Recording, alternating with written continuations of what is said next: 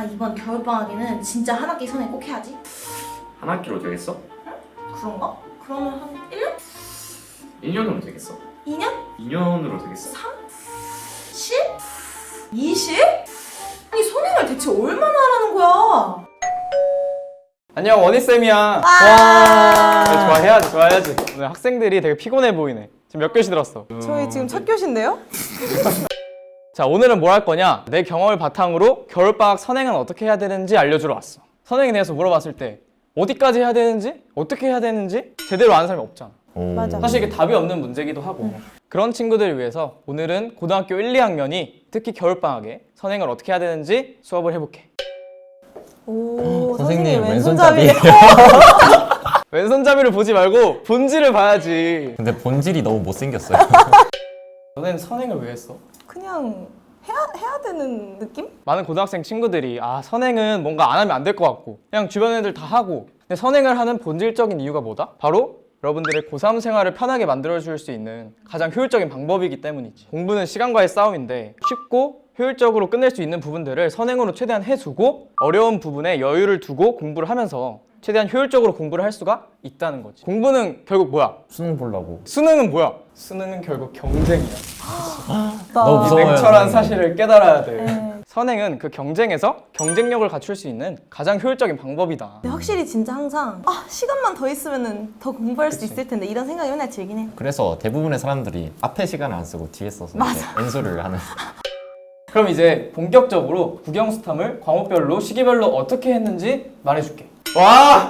아, 대박이다. 표까지 있다니. 선행에 가장 관심이 많은 게 고1이잖아. 제일 중요한 건 비율이야. 국어, 수학, 영어, 탐구가 있으면은 비율을 어떻게 나눠서 공부를 해야 될까? 한 3대 3대 3대 1? 내 경험상으로는 수학 6대 영어 4? 와, 좀 극단적인데 약간 비슷했어. 자, 주세요. 오. 네. 오. 나랑 내가 비슷했던 생각한 것 같기도 나랑 하고. 주변 친구들이 이제 공부를 했던 비율은 20대, 40대, 40대 0이야. 자, 국어부터 한번 볼까? 긴 지문을 읽고 작품을 많이 읽는 그런 시간을 가져야 돼. 이 작품은 뭘까? 문학을 얘기하는 거긴 해. 이 긴 지문은 비문학을 얘기하는 거야. 사실 진짜 마지막으로 책 읽을 수 있는 시간이 지금이다.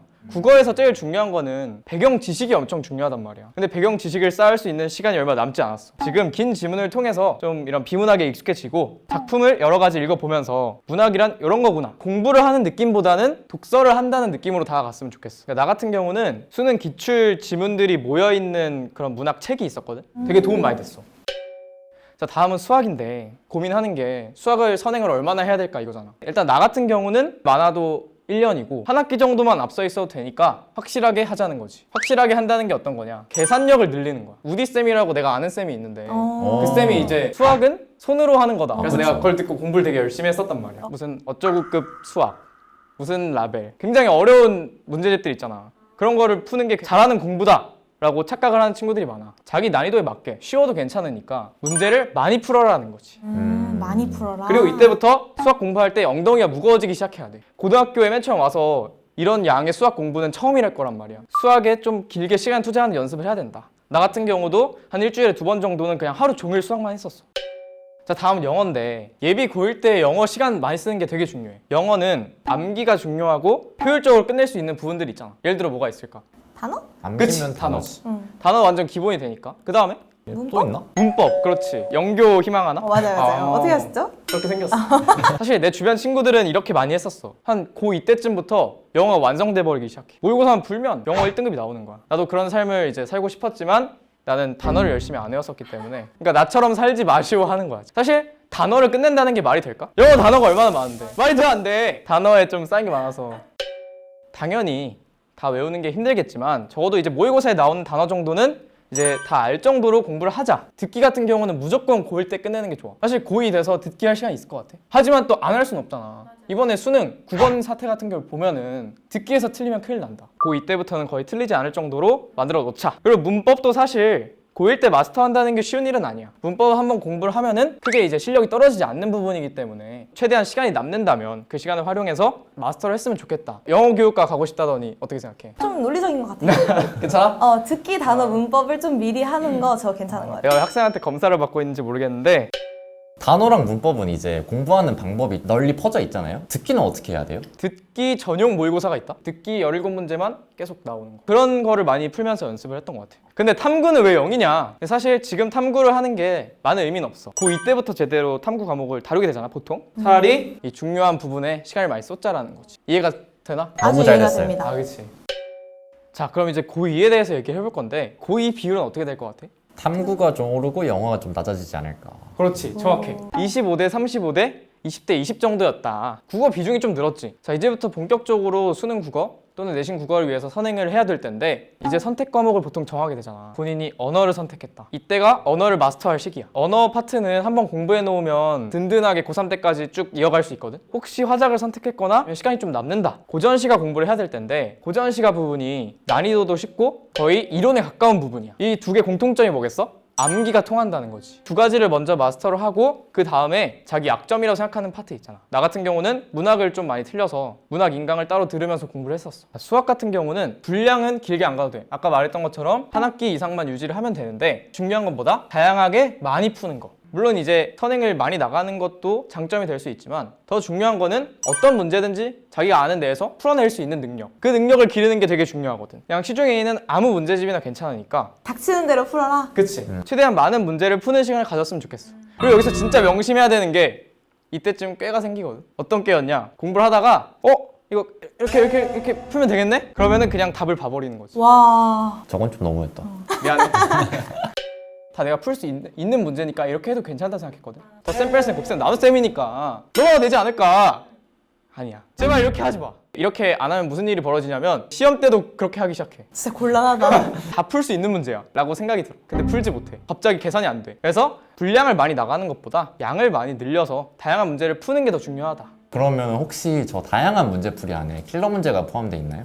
근데 나 같은 경우는 여기 어려운 문제는 안 풀었었어. 수시 기준으로는 내신을 준비할 때 본격적으로 고난이도 문제를 풀기 시작을 했고 정시 준비는 고등학교 3학년 겨울방학 때부터 킬러를 건드리기 시작했던 것 같아.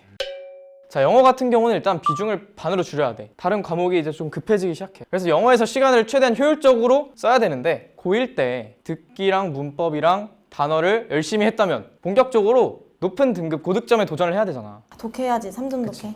3점짜리 고난도 문제를 풀기 시작해야 되는 거야. 이때부터 어려운 유형에 대한 강의를 들으면서 어려운 유형은 이렇게 푸는 거구나. 이런 식으로 문제가 나오는구나. 이런 거를 많이 익혔던 것 같아. 자, 우리가 드디어 탐구를 하게 됐는데 짧은 방학 안에 예를 들어 물 1이면 물 1을 마스터할 수 있을까? 불가능하지. 그래서 느낌만 남게, 그러니까 기초적인 내용만 이해를 하면서 1회 독을 하는 게 우리의 목표야. 근데 대충 하라는 게 아니야.